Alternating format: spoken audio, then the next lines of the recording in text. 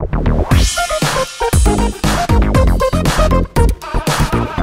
and welcome to the Dukascopy TV studios in Geneva. I'm Sam Meredith, and joining me today to discuss the latest updates on AEOI is Efraim Stefansky. Welcome, Efraim. Thank you.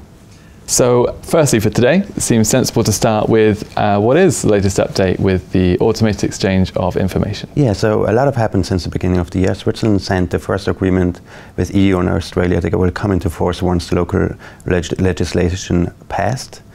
And they are planning to collect specific account information starting in 2017, and they will plan to exchange it from 2018 onwards. On top of that, the Swiss government issued also relevant new laws which passed the first chamber of the Swiss Parliament, and they might become like part of a referendum. So we will expect a final decision in the third quarter of 2016.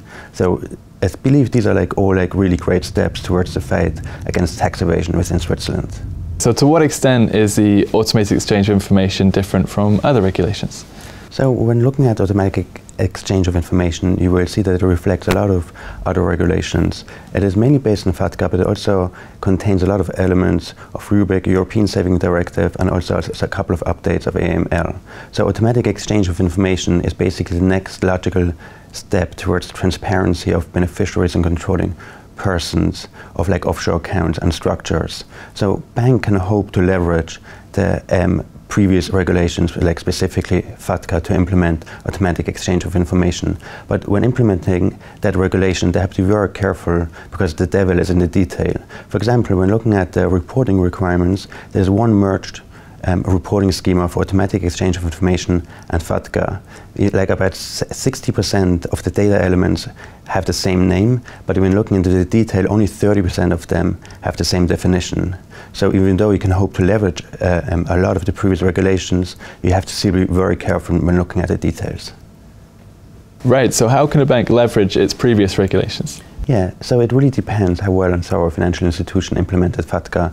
There's three main areas. There's KYC due diligence, there's data quality, and account client monitoring.